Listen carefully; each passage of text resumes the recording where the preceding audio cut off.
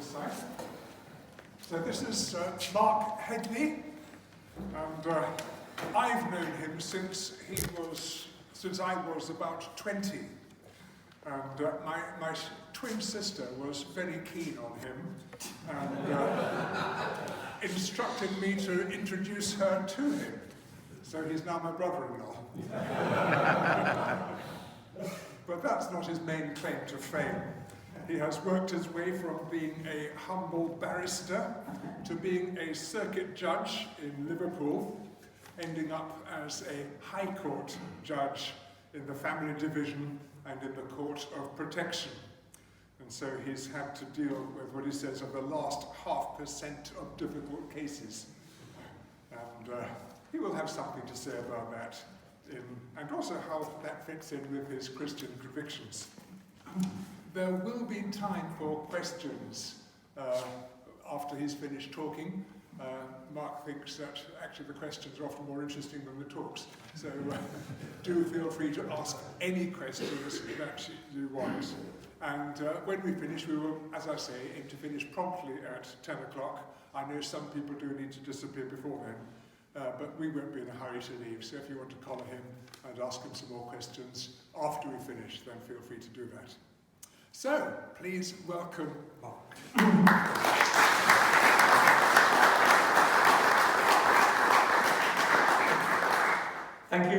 Thank you very much for your welcome. It's always encouraging when people applaud when they have no idea what they're going to get. But thank you very much for that.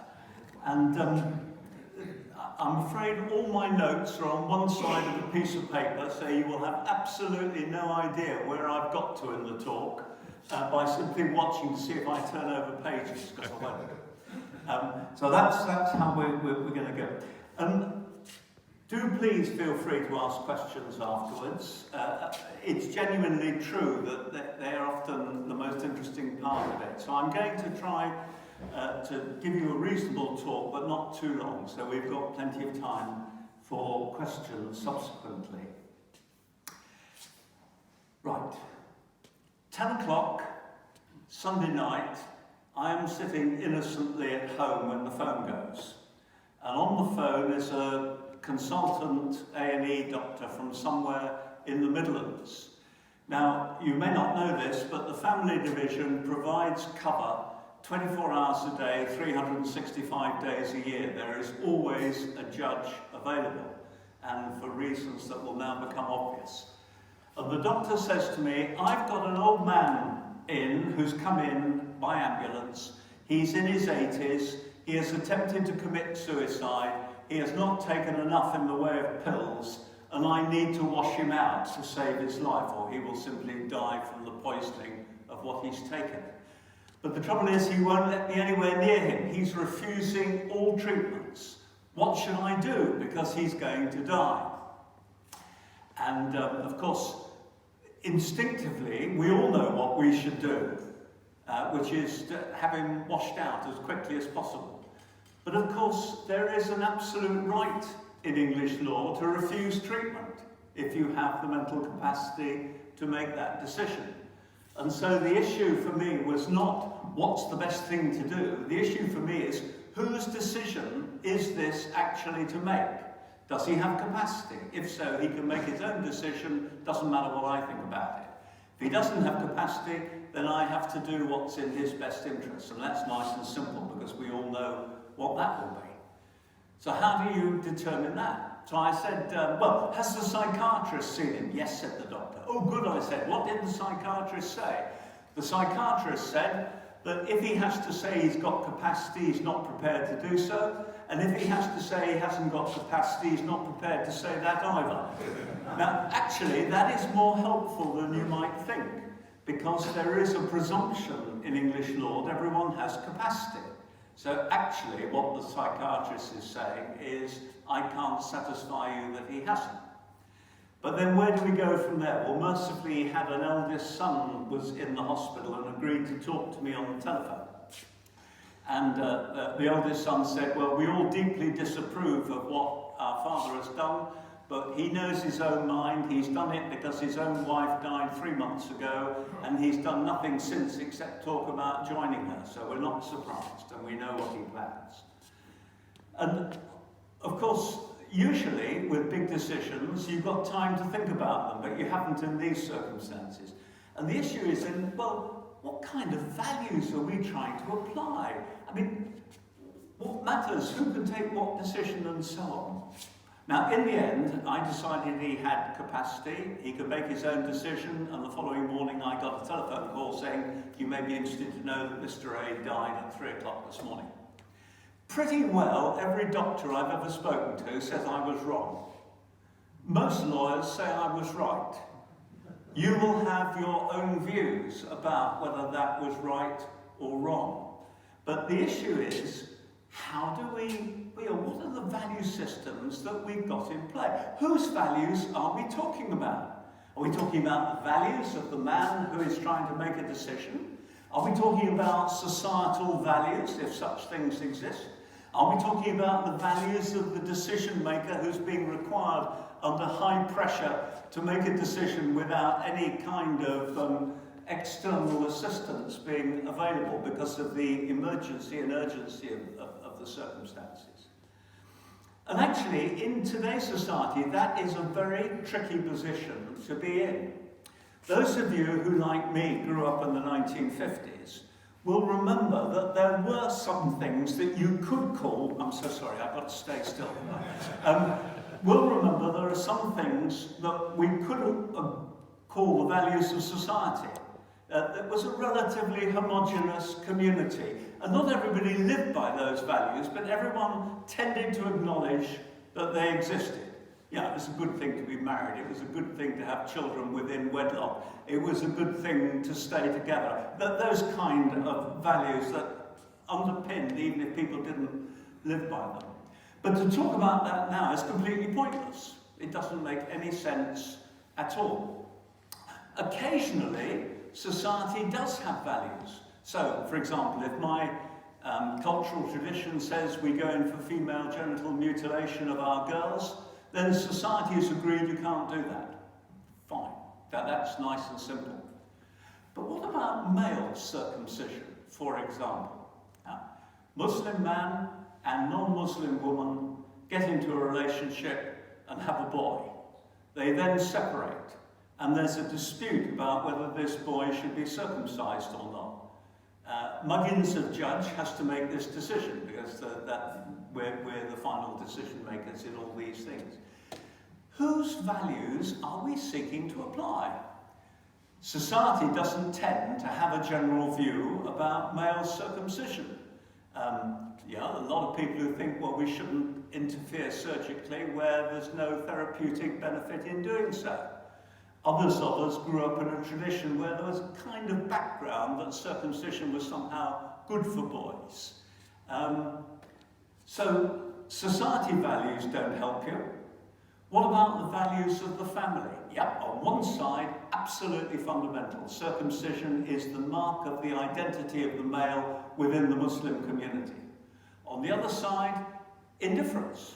Doesn't matter, particularly one way or the other. Perhaps the mother herself is personally opposed to it. Well, what about the values of the decision maker himself? How far do my values work their way into these discussions? They have to. It's pointless to pretend they don't. But all those values may travel in opposite directions. And somehow we have got to find how we do it. In that particular case, probably the critical question is, where should the child live? And if the child should live within the Muslim family, he's probably got to be circumcised, otherwise you're, as it were, giving him a badge of exclusion before he even starts. If he's going to live with the mother's family, it may matter less and other considerations may come into play. But I think what I wanted to just demonstrate is that we live in a world of very uncertain values. Everybody is strong on values, it's just that they don't happen to agree about them. And we kind of, and generally speaking, when there's a dispute, there's a conflict of values and choices have to be made. So that's the context in which I wanted to ask the question, can a Christian live Christianly with integrity in a secular culture? Or has it got to the stage where we actually can't do that? And there are plenty of Christians that I've come across who have made it very clear to me that being a judge in the family division in particular is simply not consistent with being a Christian anymore because of the conflicts that are involved. And I want to think about one or two of them with you as we try to explore this. Now, in the Sermon on the Mount, as you know, Jesus started with the Beatitudes, the statements of principle about how Christians will demonstrate their faith in the world in which they live. And having done that, he then immediately goes on to say, you are the salt of the earth, you are the light of the world. And I wanted to pick up the idea of the salt of the earth and just think about it a little bit with you in terms of what that might mean in the world in which you and I now spend our lives. I think part of the trouble with the salt of the earth, it's become a sort of idiomatic phrase, hasn't it? We chuck the salt of the earth around as a regular phrase without quite asking ourselves what we mean by it. And the other problem we have with the salt of the earth is that salt is actually a rather unpopular substance these days, isn't it? You know, doctors and dietitians and all those people tell us to lay off it. So salt doesn't have great publicity just at the moment, so to call people the salt of the earth is slightly sort of confusing in the mind in terms of the pictures generated. So in order to understand it, you actually have to listen to it with the ears of Jesus' first hearers, because that was a culture in which salt was very valuable. And I want to think about one or two of the characteristics and see how they work in the world in which we live. So, the first thing about salt is that it should make food more tasty. It should be better. It should be more interesting as a result of having salt added to it. And Paul uses an expression in one of his letters in which he says, "Let your conversations always be full of grace, seasoned with salt, so that you may know how to answer everyone." So clearly, the idea of salt has something to do with making things better or making things more interesting. That's all right until you start having to choose whose life you're going to make better and whose life you're going to make worse when you're trying to be salt of the earth. So, can I just talk for a few moments about surrogacy? And surrogacy, as you will know, is the procreation system whereby one parent fertilizes an anonymously given egg, it's usually that way around, and the third woman hosts the child through pregnancy to birth, and that the mother actually has no genetic connection with the child at all. Now, the world cannot agree on the rights and wrongs of that. Indeed, Europe can't agree on the rights and wrongs of that. In Italy, in Germany, in France, surrogacy is simply prohibited. In the Ukraine, as it was, in Russia, as it was, in many parts of the United States, surrogacy is positively encouraged, and women are entitled to earn reasonable sums of money as a result of being hosts and giving birth to a commissioning couple's child. The Brits have chosen a third way. We say, well, we don't really like surrogacy, but we're not going to criminalise it, but we're not going to enforce any surrogacy agreements, and let it not be sullied by money in any way at all. Thank you very much indeed. And that's, you know, another way. Well, of course, surrogacy in England is therefore not very popular, because it's not that easy to do, and you haven't got any reliance that it's all going to work. So a lot of wealthy people at the beginning of this century started to go abroad and went to countries like California, the Ukraine, and other places where surrogacy was perfectly legal, where they could enter into commercial contracts for surrogacy, where the courts had power to make them the parents of the child even before the child was born, to make sure the surrogate mother had no rights of any sort except in terms of being looked after during the pregnancy. And of course, in particular, this was attractive to same-sex male couples as being a way of being able to have a child, because they could obviously provide the fertilization of the egg, but not the egg itself, let alone carry a child. So suddenly we found a whole lot of people coming back from surrogacy arrangements abroad and wanting to get back into England. And as they got to the borders, the English immigration said, "Whose child is that?" "Oh, it's ours." "No, it isn't. According to English law, the child is the child of the surrogate mother for all purposes, not your child. Go away." So they would go back to the Ukraine, and the Ukraine would say, "What are you doing here? This child is not ours. It's yours. There's a court order here making it clear that this child's yours. We don't mind putting the child in a state orphanage, but we're not going to do anything else. Go away." And so this happy child starts its life stateless and parentless as a legal orphan. And what then is to be done? Well, the president of the family division thought it would be good to have one judge to hear all these matters and see if we could get it to work. And his finger alighted upon me. And so I had to hear all these cases. Now, of course, you will appreciate, let's take the same-sex couple male coming from California, where they've spent $250,000 already on this particular enterprise, coming back into this country saying, "Please will you, under our surrogacy law, grant us a parenting order," which looks a bit like an adoption, but isn't, but it's the same sort of thing. "Grant us a parenting order." And I'm saying, well, there are problems. First of all, you pay for it, which under English law you're not allowed to. And there are other issues around. We don't happen to like commercial surrogacy, and yet you're asking the court to make an order which is contrary to the clear intention of Parliament when passing the Act. To which the answer was, well, Parliament never thought of overseas commercial surrogacy agreements when passing the Act, which is quite true, they hadn't. So please will you, the judge, make up what we're going to do. And so I come back to this business about salt and making things better, let alone the more interesting bits. Now, in the end, I may not personally actually find myself at ease with same-sex relationships or same-sex families.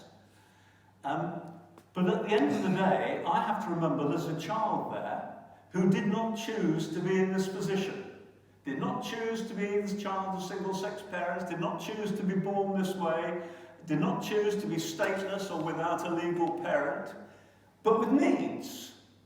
Unfortunately, one of the things that we worked out in this was that there had to be a welfare assessment done as well. Well, as you can imagine, if you looked at this issue through the eyes of a child alone, the welfare demands are absolutely all one way. This child needs a parent. This child's got people who are willing to act as parents. They've provided for this child so far, and this child needs some security for life. And taking the child away and ditching it in the care system is probably not a great way of going about it. So in the end, we devised a system whereby parenting orders were made in these cases. Now, lots of Christian friends of mine are very uncomfortable about that, because we appear to be sanctioning legally arrangements of which they don't approve, and speaking purely personally, I share their discomfort. But this is what being salt is all about. It's not just making life better, it's a matter of for whom do you make it better? And in my case, I said, well, if I can leave a child in a better place than I found that child, then I'm going to act. And that is in accordance with my conscience. That's how I understand being salt of the earth is all about. Others don't share that view. You may not share that view. That's absolutely fine. But the whole business of trying to be the salt of the earth is not uncontroversial. and not straightforward and not without choices that have to be made. So that's the first thing about salt, that it's supposed to make things better. The second is almost more important, at least certainly was to Jesus' hearers, was that salt was meant to be preservative. In other words, there was no point really in using salt unless something was going to go to rot without it. Now just think of the implications of that for living as Christians in the world. God wants us in places that are liable to go rotten if we are not there. In other words, God wants us in all sorts of unlikely places where Christians may not naturally choose to go. You know the words of Psalm 24, how it starts. The earth is the Lord and everything that is in it, and everything that he has made, and the people in it. You know, our Creator God is actually interested in everything that goes on in his world. And therefore we shouldn't be surprised if he wants his people involved in everything that goes on in the world. Now, I have colleagues who won't do family law because they say it compromises their conscience. I understand that. I happen to disagree pretty profoundly with it, because it seems to me that in areas where people hurt most, where things go wrong most, isn't that where Christians should be found? I'm not suggesting everyone, but isn't that where we should be? In places where people hurt, where things are going rotten, and so on. So salt is designed to act as a preservative. Fine, I respect my colleagues who only want to be involved in commercial law and property law and other things that don't have a nasty human edge to it, apart from which they earn a lot more money than I ever did. But leave that aside. The fact of the matter is that Christians need to be where people hurt. If I serve you up with a steak when you come and see me, and I put on your plate a nice 8-ounce steak all ready for your delectation, and then I put 8 ounces of salt on top of it, you will not thank me. Salt is always a tiny minority. And if we are to be the salt of the earth, we must never be surprised to find ourselves in positions where we are a tiny minority, trying to be ambassadors and all the other words that the New Testament has got for us, trying to be ambassadors where God has placed us in his world. And again, this throws up all sorts of problems.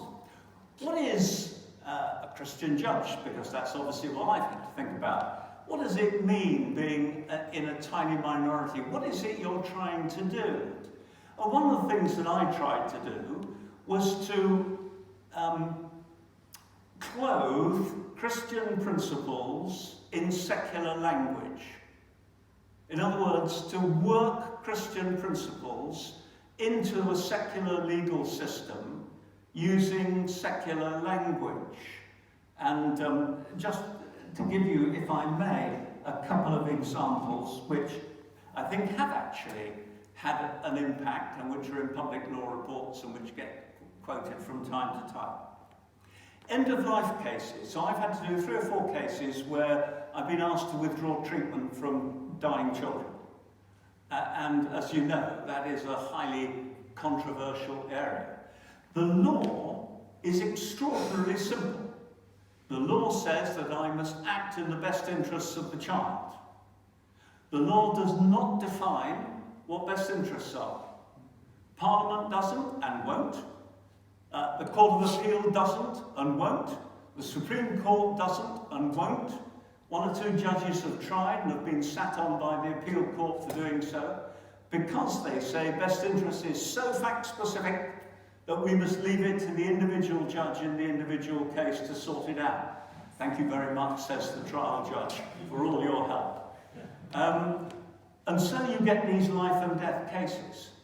Now, the problem is that in our culture, we have no way really of being able to describe how a course that leads inevitably to death is actually in the best interests of the child. We simply don't have the capacity to put those two things together for the most part. And one of the things that I saw it as my task to try and do with these cases, because I did one or two of high-profile ones, 10, 20 years ago now, was to say, how do we do this? And the way I went about it was simply this, to say, well, innate in every human being is a desire for a good death. I think that's probably fairly uncontroversial. What you can describe as a good death in terms of a child is not easy. I fully recognise that. But it is actually quite easy to describe what is a bad death in terms of a child. Bad death is a death wired up to instrumentation, excluded from all human contact, and dying in the course of futile treatment. That is a bad death. And so I was able to say, well, we actually don't want that. If we're going to face death here, then we need to face it as a good death. And certainly in my case, I was making orders which ensured that the child died in the arms of parents and nowhere else, because that's what should happen. And again, you get your phone calls the following day saying you may be interested to know that baby X died at 3 o'clock this morning in the arms of parents and so on. And our society cheerfully decants this responsibility onto individual judges, but there it is. So that was one thing. The other thing was in the field of mental capacity, where people don't have decisions to make, there are some quite tricky areas there. Let me tell you about one particular person. It's in the public law reports. I'm breaching no confidences. I'm not going to tell you anything more than you couldn't find online. But this chap, who was in his early 80s, I think, had fundamentally wrecked his body with alcohol over the years. But he had, about 2 years before this, stumbled upon some slightly eccentric widow and her very eccentric son, who'd taken him into their house. And they had lived together, admittedly in squalor, for a couple of years. And then he developed a serious illness, had to go into hospital. He was treated, he recovered, and the time came for his discharge. And there was a huge argument. Because, of course, every professional involved said this man needs to be in a care home, elderly mental, EMI, can't remember what it stands for, but you will know, I expect. But in a care home. And he was saying, and the good widow and her son were saying, no, he should come back and live with us. And the issue was, my only legal obligation was to act in his best interest, whatever that might mean.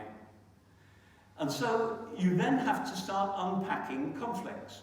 So there is a conflict there, isn't there, between protecting a person, and there's a perfectly respectable moral history to the concept of protection, is there not? Or am I trying to promote his autonomy and give him a chance to do what other people who can make their own decisions could do and go home? And there's an entirely respectable moral tradition for promoting autonomy. And you can produce eminent Christian arguments on both sides of that. They are both perfectly valid things. Just in this particular case, they pull in opposite directions and lead to opposite conclusions. There's another element too, even where you are talking about people's welfare. Are you talking about their physical welfare or their emotional welfare? Now, of course, public bodies tend to talk about physical welfare because physical welfare is measurable in a way that emotional welfare isn't. So whether the person is fed, kept warm, clothed, housed, etc., are all measurable aspects of physical care. And if those are not present, then the local authorities will find themselves splashed around in the newspapers. But of course, if a man is not particularly happy where he is, or withdraws, or keeps himself to himself, you can't measure that, and nobody takes it up. Never mind, he's fed, warm, clothed, and so on. But of course, for most of us, we know perfectly well that the sense of love and the sense of belonging and the sense of place and all those other things that matter hugely, especially as you get older, are critical parts of welfare. Now, in this particular case, I chose to send him back to the widow and her son. Plenty of people, well, all pressure on the case disagreed with me, of course, and plenty of other people will as well. But I took the view that autonomy actually mattered here, of a man of his age with limited life left, and his emotional welfare actually mattered more. I would much prefer him to be happy and content with a spot of squalor than living elegantly in misery, in emotional sort of shortcomings. Now, you can disagree about that, but it was an attempt to try to express what seemed to me Christian values in language that I could set out in a law report and expect people with no religious background at all to understand and to engage with. And it seems to me, just as we're talking about minorities, I have received huge support from Christian lawyers who understand the issues with which I am trying to engage in a way in which you will not necessarily find support amongst the leadership of the parish church. That's no criticism of them. Why should they engage with these issues? But it's been hugely important. And they've produced some of my sharpest critics too, I have to say, as well as best supports. Just two other things about salt. Salt is an irritant. And we can't expect, if we're going to be salt of the earth, that we're going to be everybody's friend all the time. Because salt is an irritant. You know the old expression, rubbing salt into wounds, which comes from the old Nelsonian Navy's business of rubbing salt into wounds of a flogged seaman, which adds to the agony, but actually prevents disease, infection, and all the rest of it. So it was actually for his ultimate good. But salt is an irritant, and there will be times when we find ourselves as irritants. And I was trying to think of an example, and the best one I could think of was occasionally I used to sit about 6 weeks a year as a judge in the Court of Appeal Criminal Division, because when I was at the bar and when I was a circuit judge, I did a certain amount of criminal law.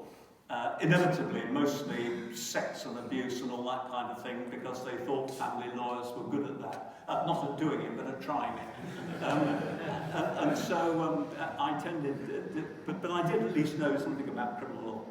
And occasionally I made myself very unpopular with my colleagues for arguing that there was still a place for mercy in criminal sentencing.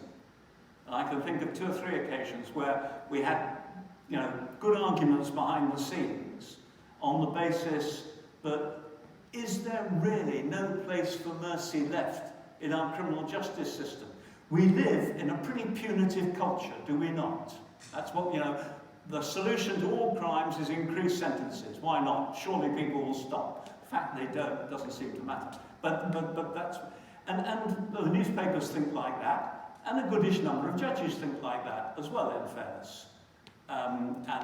Judges have, you can see the sentencing tariffs since I started have gone up very, very significantly. Even during the time I've been a judge, you can see it happen. And one finds oneself arguing, is there still not a place for mercy? Sometimes they agree with you, and sometimes they don't. But you are a bit of an irritant while you're doing it.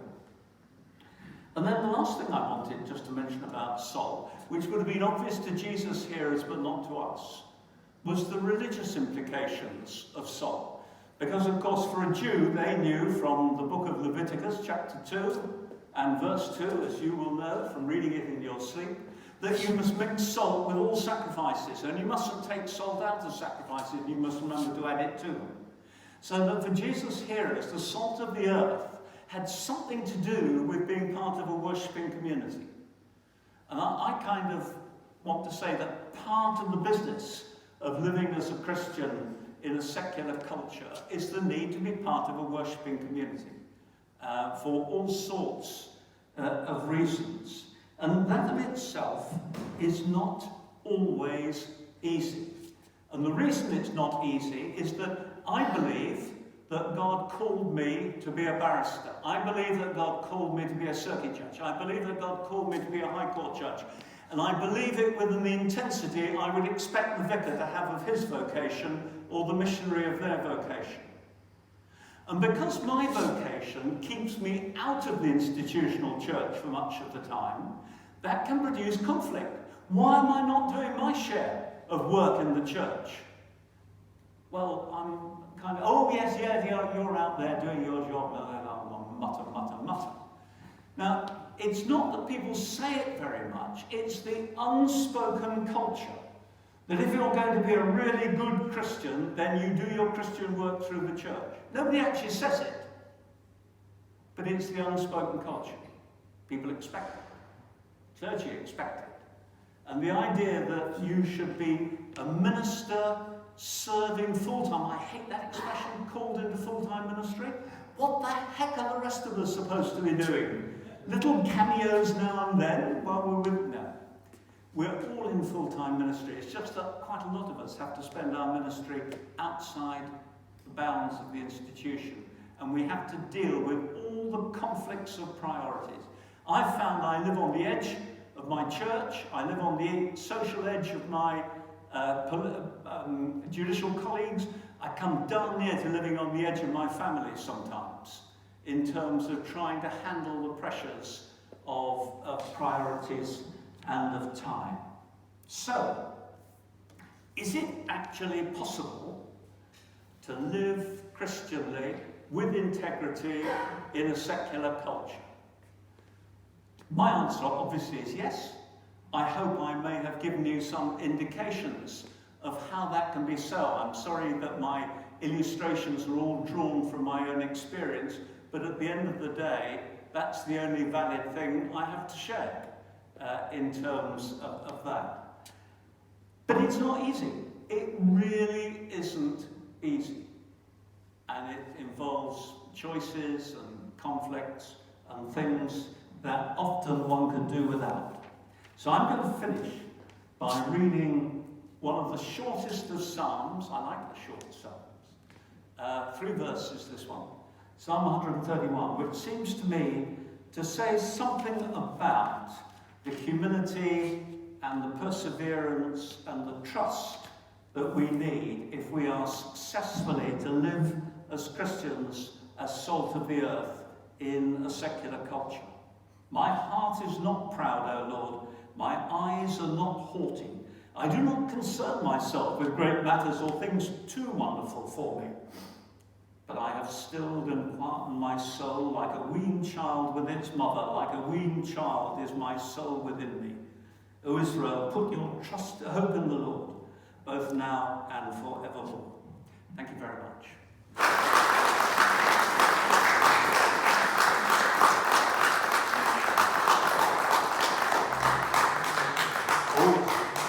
Got 25 minutes. Yes, 25 minutes for questions. If anybody... You're not confined to what I've talked about. You can ask any question you like. And if you put your hand up, like I was doing, then I can bring the microphone to you. Hi Mark, thank you very much for a fascinating and thought-provoking talk. I've got so many questions, so if you don't like this one, I can ask another one. What do you think are the implications of the police crime and sentencing bill, which is in the Queen's speech? Well, the trouble with the police crime and sentencing, we've lost our MP to give us the answers. The trouble with that bill is it covers so many particular areas. Did you have one particular area in mind? Protests. Protests. Well, protests are a really tricky area, aren't they? We tend to support protests when we agree with the protests, and we tend to oppose protests when it's some other blighter arguing something we'd far rather have nothing to do with. So it's quite difficult and you have to ask yourself, what do I think about the right to protest in terms of something that I may deeply disapprove of? Because, the freedom to protest is valueless unless the people who disagree with you are going to allow you to protest.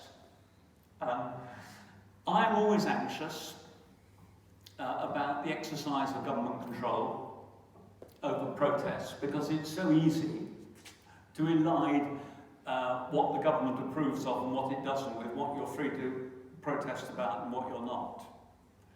I'm also anxious about giving the police undue powers in relation to that particular issue. Not the control of the protest, that is their job obviously, but as to whether you are allowed to protest at all, I think is a very tricky thing to give to the police. I mean, just at the moment, their standing in relation to making decisions of that sort is not great.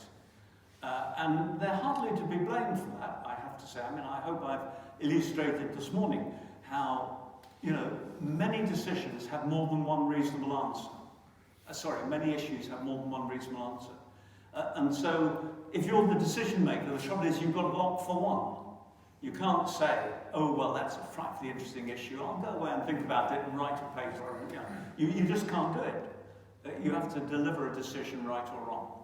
So I'm anxious about anybody, and I hope I've made it clear it applies to judges too, anybody having too much power. So I'm jumping, I think is the honest answer. But we must see. I mean, clearly you've got to have some controls. Of course you have. Is there any law in your experience you would like to change or alter at the moment? I'd like to what? Is there any law at the moment that you would like to change or alter in your experience? Oh, any law, I'm sorry. I find this one actually quite difficult. My expertise, as I say, is within family law and so on. I was actually a vice chair of the government's independent inquiry into mental health 2 or 3 years ago. And there's a new mental health bill coming up this year. And I'm very keen to see how far it reflects the report we put into the government.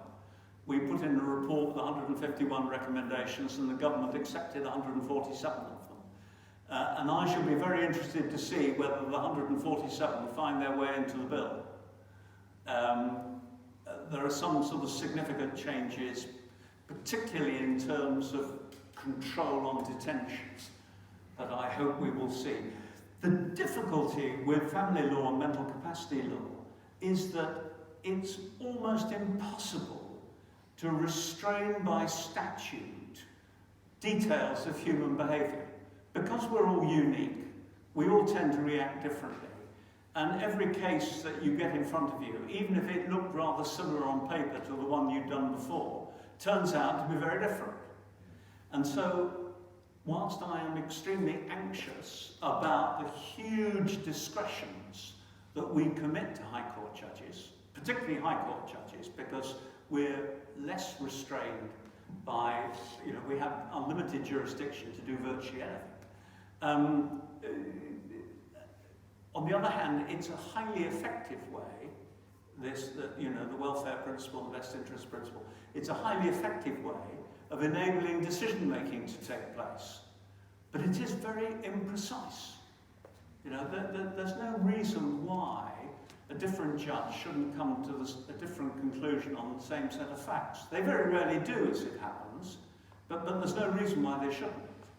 And that would be as valid as the decision I make. So I don't think I'm burning for a particular law, but I think I'm burning for people to understand the imprecision in the law and the reason that we have the imprecision. And of course, I say to parents, we used to say to parents quite often, what are you doing here arguing about your children? Who knows your children? You do. Do I? No, of course I don't. So if you leave the decision to me, you're going to get a second-rate decision. Go outside and talk. And for goodness sake, come up with something for the children that you know better than anybody else does. Occasionally, even listen to that. But it is a tricky area in terms of trying to regulate it. I spent my working life in pharmacy supporting the Medicines Act and the Misuse of Drugs Act. Since I've retired, I'm beginning to change my mind, bearing in mind the trouble the Americans have had with alcohol. Would you be in favour of legalising the supply of, for instance, cannabis, as long as it's properly manufactured? Yeah, thank you. The cheat answer is to say that's a politician's problem, but I won't cheat. My instincts are in favour of criminalising as little as possible. I mean, we have had a fantastic growth in criminal offences. I think during the time that Tony Blair was Prime Minister, who is probably the most liberal of the Prime Ministers we've had, the number of criminal offences increased absolutely dramatically. So we are a very highly regulated society with a fantastic number of criminal offences that you can commit. I personally think, as far as criminal law is concerned, that it's there to stop people being bad. You can't use the law to make people good. You know, they either choose to be good or they don't. And that's all part of human autonomy and part of why we should be preaching regularly that everybody has to give an account of their life to God. Because there's a huge number of choices. It's not enough to sit back and go with the flow and say, I won't break the law or hurt anyone else. That's all very good as far as it goes, but not the answer. So I'm not in favour of criminalising what we don't have to. I think if you ask me absolutely directly, I think I would say I would want to decriminalise dangerous drugs generally. And the reason is that criminalising them has achieved very little, apart from creating a culture of criminality around them. Now, I spent my time as a circuit judge dealing endlessly with drugs offences. So a dishonesty case that didn't involve drugs was rare, just as a violence case that didn't involve alcohol was rare. I mean, they happen, but fundamentally, those two things tended to go together. And for the most part, I was dealing with people who were indulging in criminal activity to satisfy their own drug needs. At the top of the tree are people who make vast sums of money, and we need to get at them, and we need to be locking them up for a long time. But for the most part, we're dealing with fairly, I think I'm going to say, useless individuals who knock around the streets of Liverpool, trying to satisfy a drug habit and are supplying other people for that purpose. The point of giving them 5 years, I do not understand. And in fact, as a group of judges in Liverpool, we always under-sentenced in those cases, because none of us could understand why you would pass sentences of that sort, which, you know, the guidelines rather required. I don't know if that's still true. I'm only talking about the 1990s when I was doing the job in Liverpool. So my instincts are to decriminalise, but I fully recognise that, you know, you have to draw the line somewhere. And I think the issue is not so much whether you criminalise or decriminalise, but the real problem is where do you draw the line? And I think, you know, you have to decide that case by case almost. Okay, so you talked a lot about increasing criminalisation under Tony Blair's tenure.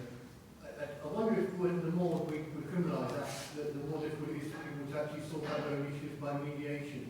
I think things like sort of divorcing, but there's so many attractions about using the law if you think you can get a better deal, that people tend to shy away from mediation, which seems a much more human responsible way of going with that.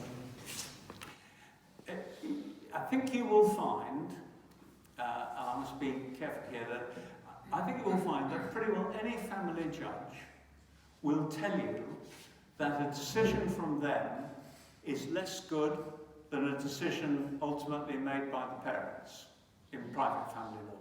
Public family law, care proceeding, all that sort of thing is a bit different.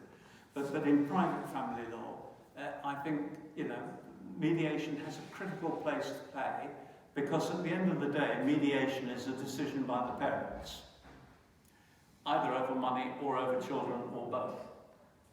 And as I say, I think we would always want to encourage that. And I mean, I think from a Christian point of view, we see the family as the fundamental working unit through which God has built up human creation.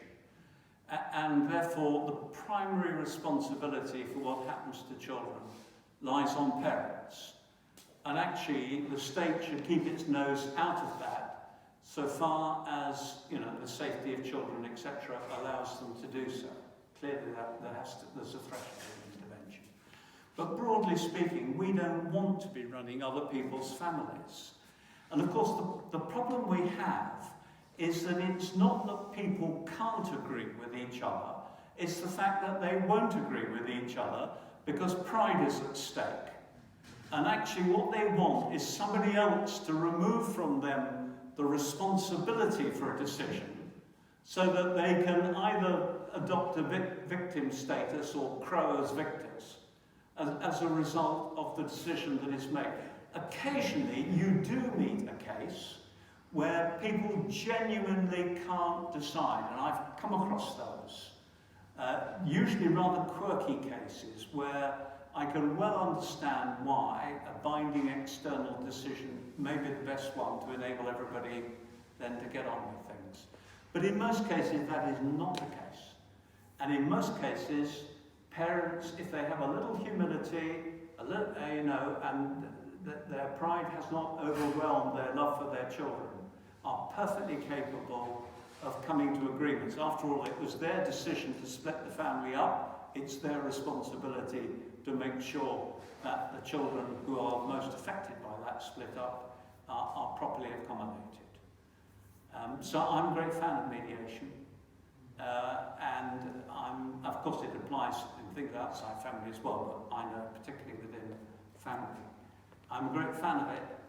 But of course, people will only reach agreement in mediation if in principle they're willing to reach agreement.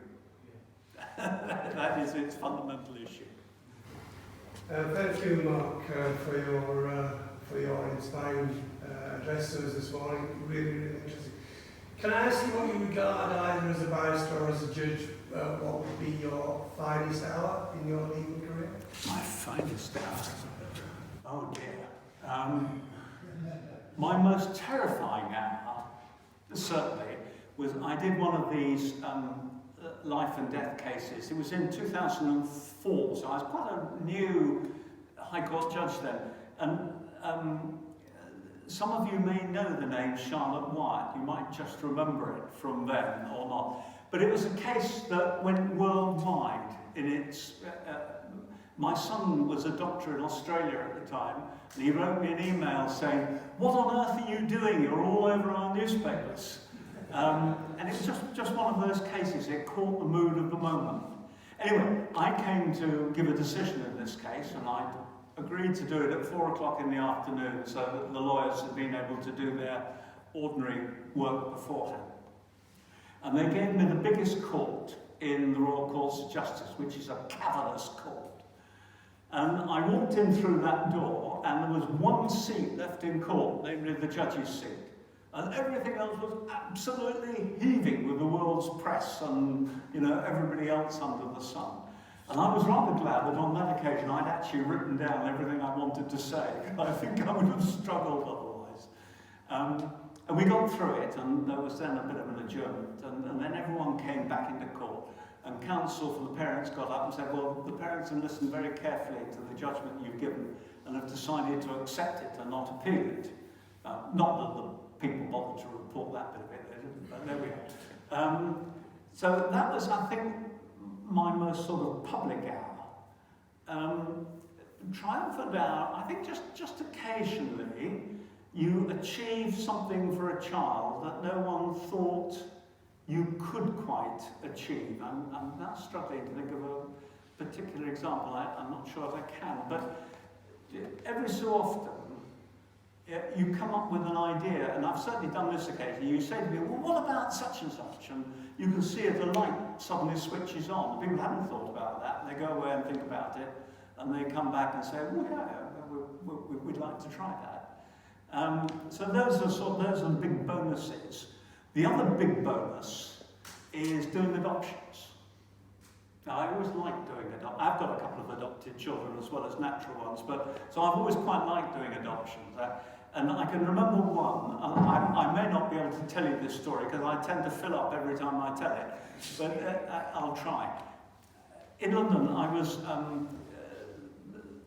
asked to try a case about wanting to turn machines off on a child. And he had a 1 in 5 chance of survival. He was very disabled as a result of whatever this episode was that he'd undergone. And I had authorised the turning off of machines. And he happened to be 1 rather than 2, 3, 4 or 5, and he survived. I was sitting in Cardiff about a year or so later when an adoption was listed in my court. This child was being adopted by his foster parents who looked after him throughout. I'm going to try and finish the story. Virtually the whole street turned up, and I said, well, we're going to let everybody in. Never mind the confidentiality rules. Everybody came. So we had the adoption, big court. I didn't sit in the judge's chair. I sat down somewhere in the middle of the court. And this little thing was deposited on my knee, which of course it completely, all child protection would go completely, but everybody was there, so it was nice. And I found it almost impossible to speak the formal words I had to speak for adoption. That was just a fantastic moment. And you get those occasionally, and they do cheer you up from, the miseries you spend most of your time dealing with. Yeah. Hello. Can I ask you a hard question about prayer? Mm. When you're considering a specific case, weighing the legal niceties and you're trying to apply your Christian values, do you pray? Do you specifically ask for God's will in this matter? A very interesting question, which I've been asked before, so I have thought about it.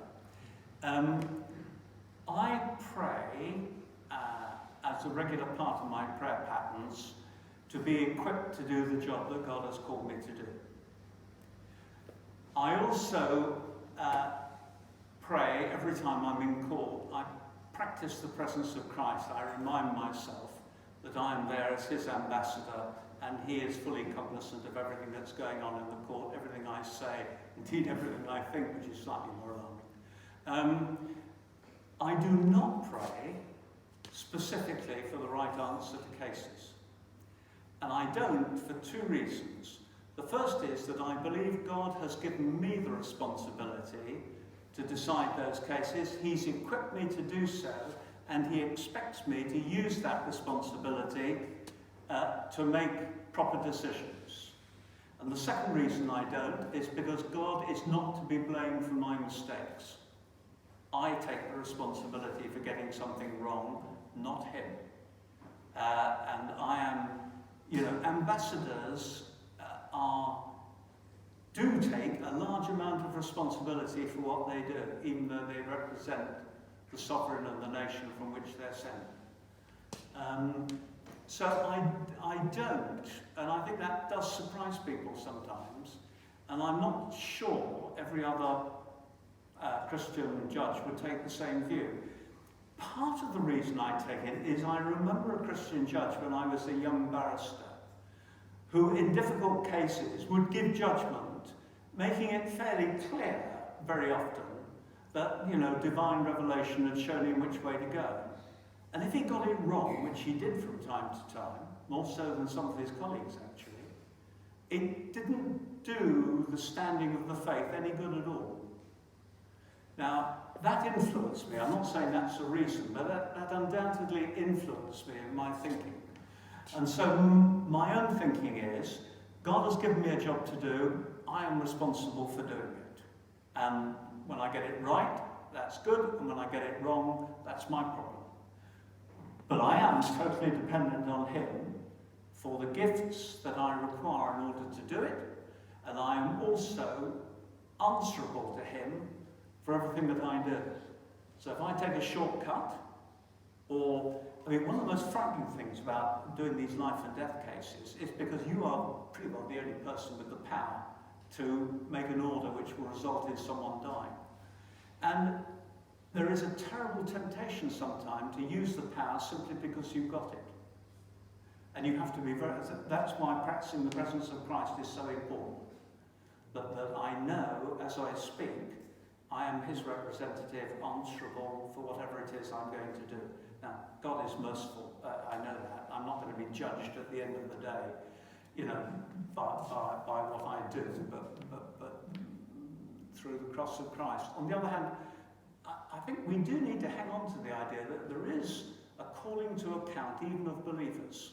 I don't know how it works quite, but there is definitely a calling to account of believers. And you know, so that combination, I think, has resulted in the answer I've given you. But you'd find other Christians who would answer differently. I fully recognise that. According to my watch, it's just 2 minutes or so to go, so I don't think we'll have any more questions. But just to say thank you, Mark, for what has been very interesting and has sparked a lot of questions. And as I say, we're around for a bit, so if you've got a burning question that you want to ask, then please feel free to collar him and ask a question. But can we show our appreciation now after the talk that he's given us?